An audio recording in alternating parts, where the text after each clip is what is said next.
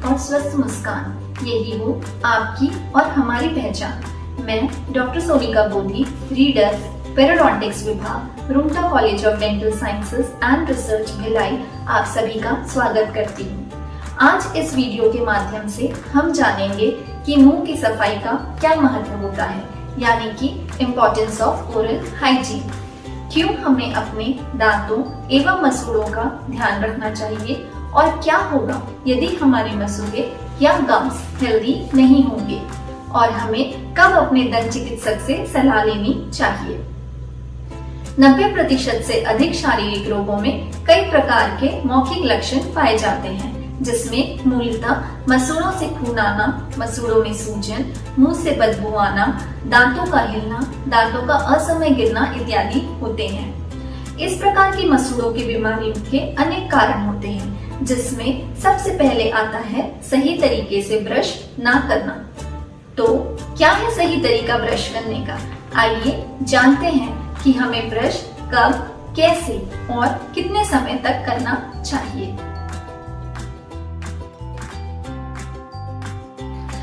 अपने दांतों को साफ करने के लिए टूथब्रश और टूथपेस्ट का इस्तेमाल करें। हमें दिन में 2 बार ब्रश करना चाहिए, सुबह उठने के बाद और रात को सोने से पहले। हम सभी ब्रश करते हैं, परंतु ब्रश करने का एक सही तरीका होता है। याद रखिए, ब्रशिंग हमें पूरे 2 मिनट करनी है। जी हाँ, पूरे 2 मिनट। एक छोटे सिरे का सॉफ्ट ब्रिसल वाला टूथब्रश लें, उसमें मटर के दाने बराबर टूथपेस्ट लें। अब ब्रश को तिरछा करके दांतों में इस प्रकार रखें कि 45 डिग्री का एंगल मसूड़ों और दांत के ब्रिसल्स के बीच बने। फिर ब्रश को गोल घुमाकर सभी दांतों में अच्छी तरह से ब्रश करें। इसी प्रकार पीछे के दांत और सामने के दांतों को भी ब्रश करें। साथ ही अंदर की तरफ के सरफेसेस को भी साफ करें। खाना चबाने वाली सतह को भी हमें ऊपर और नीचे दोनों तरफ साफ करना चाहिए। सामने के दांत के अंदर की तरफ की सतह को भी ब्रश रख के इस प्रकार साफ करें। इसी तरह नीचे के दांतों के अंदर के भाग को भी इस प्रकार साफ करें। ब्रशिंग के साथ साथ फ्लॉसिंग करना भी आवश्यक है। इसके लिए हम डेंटल फ्लॉस का उपयोग करते हैं। कई बार दांतों के बीच जो खाना फंस जाता है वो नॉर्मल ब्रश से नहीं निकल पाता, इसलिए इस प्रकार के थ्रेड या धागे का इस्तेमाल किया जाता है। 18 इंच की लंबाई में इस धागे को लें, फिर इस प्रकार इसे अपनी उंगलियों में बांध लें।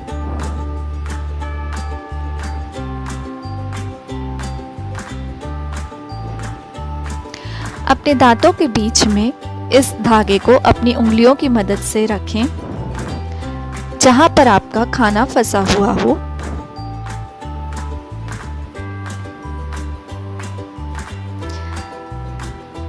ध्यान रखें कि धागे को एकदम ऊपर की तरफ या नीचे की तरफ न ले जाएं, जहां पे आपके मसूड़े हैं।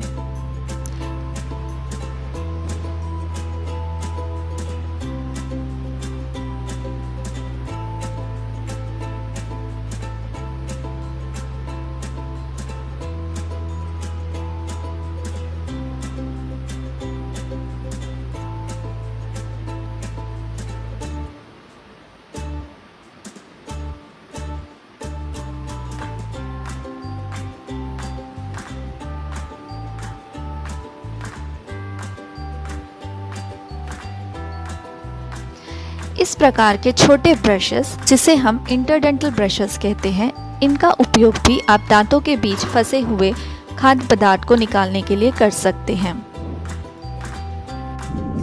ब्रशिंग और फ्लॉसिंग के अलावा हमें जीवाणुरोधक माउथ वॉशेस का प्रयोग भी करना चाहिए, परंतु माउथ वॉश का प्रयोग कब करना है, किस प्रकार करना है और कितने समय तक करना है, इसके लिए हमें अपने दंत चिकित्सक की सलाह लेना अति आवश्यक है।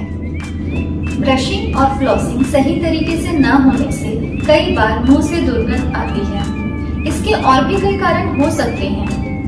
किसी व्यक्ति या दोस्त से बात करते समय ऐसा देखा गया है कि उन्हें हमारी मुंह की बदबू का पता चल जाता है, परंतु हमें इसका आभास नहीं होता है। तो आइए जानते हैं किस प्रकार हम अपने मुंह की बदबू की जांच करें और इसकी रोकथाम कर सकें। मुंह से बदबू आने को हैलिटोसिस कहते हैं। आपके आहार में शामिल कुछ चीजों की वजह से कई बार मुंह से बदबू आने लगती है।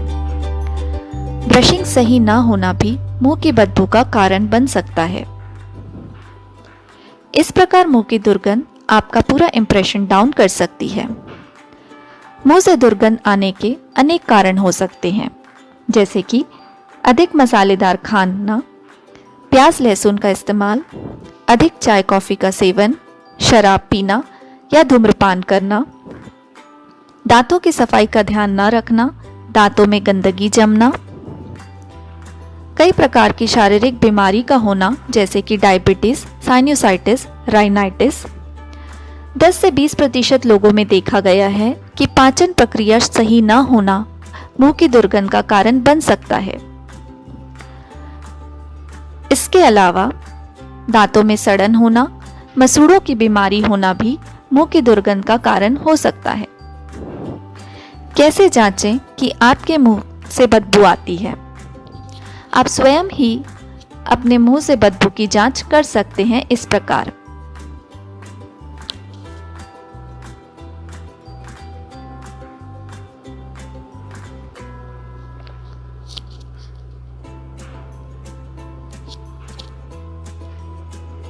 सबसे सरल तरीका है अपने दोस्तों से जानें कि क्या आपके मुंह से बदबू आती है, और यदि हाँ तो आइए जानते हैं इसे कैसे दूर करें।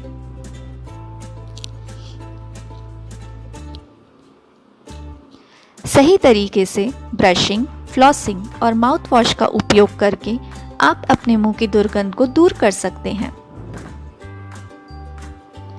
सही मात्रा में पानी पीना बहुत आवश्यक है।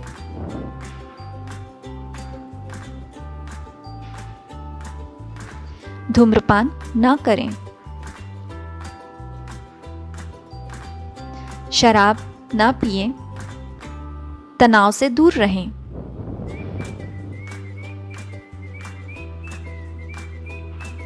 ब्रशिंग करने के बाद पानी से अच्छी तरह से कुल्ला करें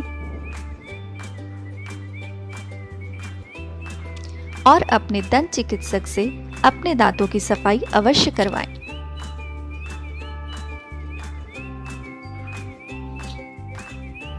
मसूड़ों या गम्स की बीमारी के कई कारण होते हैं, जैसे कि धूम्रपान, तनाव, खान-पान सही ना होना या सही तरीके से ब्रश ना करना। मसूड़ों की बीमारी के कई चरण होते हैं, जैसे कि मसूड़ों का लाल होना, मसूड़ों में सूजन होना, मसूड़ों से खून निकलना। यदि सही समय पर इसका इलाज ना किया जाए तो आपको पाइरिया की शिकायत हो सकती है, जिसमें आपके दांत असमय ही गिर जाते हैं। इसलिए अगर आप इस प्रकार के किसी भी लक्षण को अपने मुंह में देखें तो तुरंत ही अपने दंत चिकित्सक से संपर्क करें।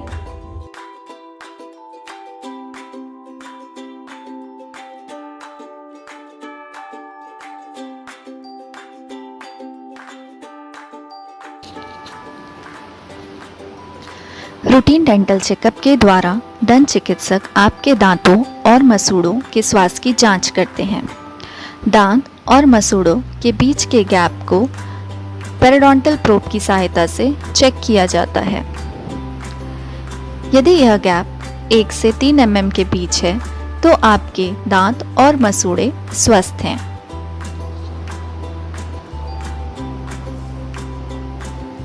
मसूड़ों में सूजन आने को जिंजिवाइटिस कहते हैं। इसमें दांत और मसूड़ों के बीच का गैप 3 से 5 mm हो जाता है।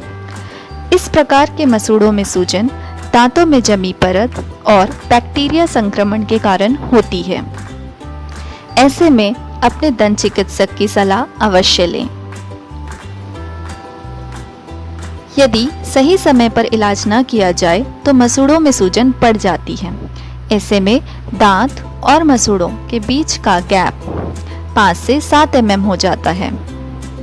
साथ ही बैक्टीरिया संक्रमण अधिक हो जाने के कारण दांतों को सहारा देने वाले ऊतक नष्ट होने लगते हैं। मुंह से बदबू आना, मसूड़ों से खून निकलना, मसूड़ों में सूजन, इस प्रकार की शिकायत आपको हो सकती है। ऐसे में तुरंत ही अपने दंत चिकित्सक से मिलें।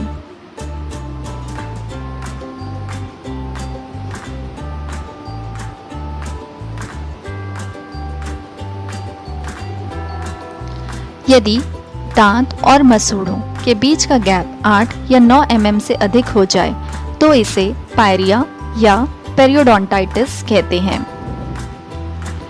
इस स्टेज में बैक्टीरिया संक्रमण अधिक मात्रा में बढ़ जाता है, जिसके कारण दांत हिलने लगते हैं और हड्डी गलने लगती है।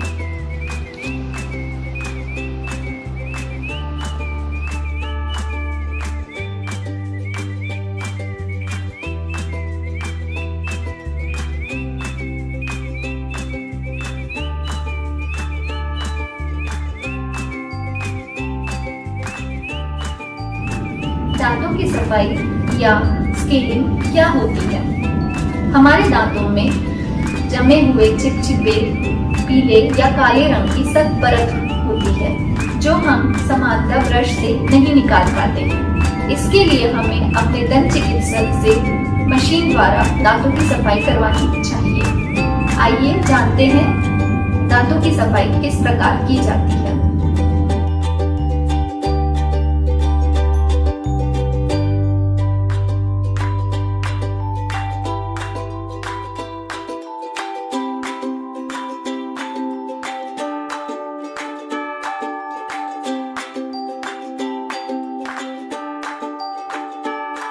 मशीन द्वारा दांतों की सफाई को स्केलिंग कहते हैं, जिसमें दांतों पर जमी हुई सख्त गंदगी को हटाया जाता है। खाना खाने के कुछ समय पश्चात हमारे मुंह में प्लाक की लेयर बन जाती है, जो समय के साथ सख्त हो जाती है और जिसे हम कैलकुलस या टाटर कहते हैं। ब्रशिंग के द्वारा इस प्रकार की सख्त परत को हटाना मुश्किल हो जाता है, परंतु यदि समय पर इस परत को न हटाया जाए तो यह मसूड़ों की बीमारी का कारण बनती है। इसलिए समय रहते अपने दंत चिकित्सक से अपने दांतों की सफाई अवश्य कराएं। परंतु दांतों की सफाई को लेकर कई भ्रांतियां हैं,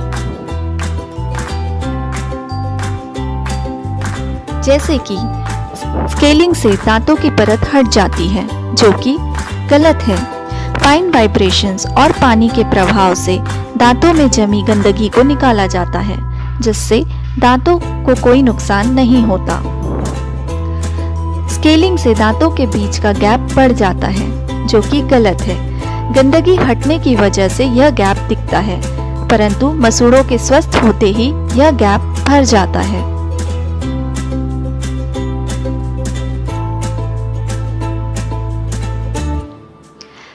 स्केलिंग के बाद दांतों में दर्द होता है। दांतों में जमी गंदगी को हटाने से दांत सेंसिटिव हो जाते हैं, इसलिए कुछ समय तक आपको सेंसिटिविटी का एहसास हो सकता है, जो कि समय के साथ ठीक हो जाती है।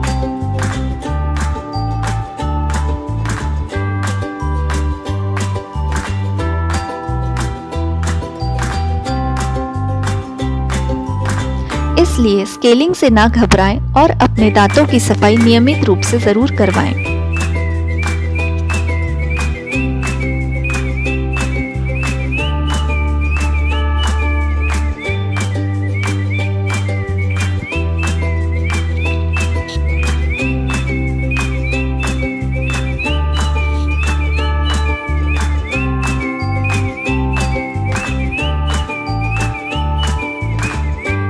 स्वास्थ्य का शरीर से क्या संबंध होता है? कई प्रकार के संक्रमण आपके रक्त प्रवाह में मुंह के माध्यम से प्रवेश करते हैं, जिसके कारण कई प्रकार की शारीरिक बीमारियों के लक्षण गंभीर हो जाते हैं। हमारे मुंह का स्वास्थ्य हमारे शरीर के स्वास्थ्य से जुड़ा हुआ है। अच्छा मौखिक स्वास्थ्य होना जरूरी है। आरामदायक खाना खाने के लिए, पानी पीने के लिए, बोलने के लिए, अच्छी मुस्कान के लिए और किसी भी प्रकार के दर्द और असहजता से दूर रहने के लिए। हमारे मुंह में सैकड़ों बैक्टीरिया या कीटाणु होते हैं। अच्छी तरह मुंह की सफाई न करने के अभाव में हानिकारक कीटाणुओं की संख्या में वृद्धि होती है, जिसका बुरा असर पूरे शरीर और मुंह पर होता है। मुंह के कीटाणुओं से प्रायतः दांतों में सड़न या मसूड़ों की बीमारी होती है। मसूड़ों की बीमारी का मुख्य कारण सही तरीके से ब्रश न करना या बिल्कुल भी ब्रश न करना होता है, जिसके कारण दांतों में चिपचिपे पीले या काले रंग की परत जम जाती है। सही समय पर इसका इलाज न करने से हमारे दांत कमजोर हो जाते हैं, हड्डी गलने लगती है और दांत असमय ही गिर जाते हैं। मुंह के बैक्टीरिया हमारे रक्त नलियों से होकर हमारे शरीर में प्रवेश करती हैं और कई प्रकार के शारीरिक बीमारियों के लक्षण को गंभीर बनाती है।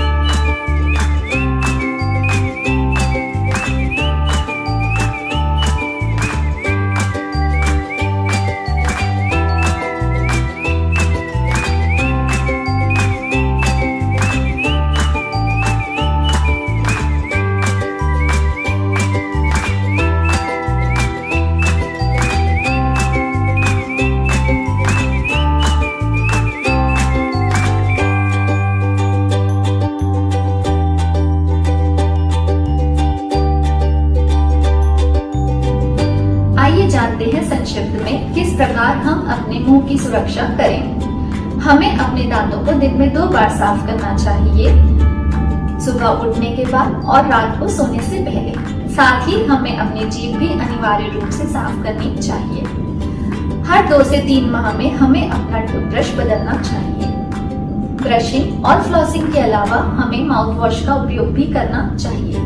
दांतों के बीच फंसे खाने को निकालने के लिए हमें किसी भी प्रकार की काड़ी या पेन का इस्तेमाल नहीं करना चाहिए। साथ ही हमें अपने दांतों का इस्तेमाल किसी भी बोतल के कैप खोलने या सुई को दबाने के लिए नहीं करना चाहिए। हर 6 महीने में हमें अपने दांतों की सफाई कराना चाहिए और अपने दंत चिकित्सक की सलाह लेनी चाहिए। धूम्रपान, गुटखा, तंबाकू आदि हमारे शरीर के साथ साथ हमारे दांतों एवं मसूड़ों के लिए भी हानिकारक है, इसलिए इसका सेवन ना करें। धन्यवाद।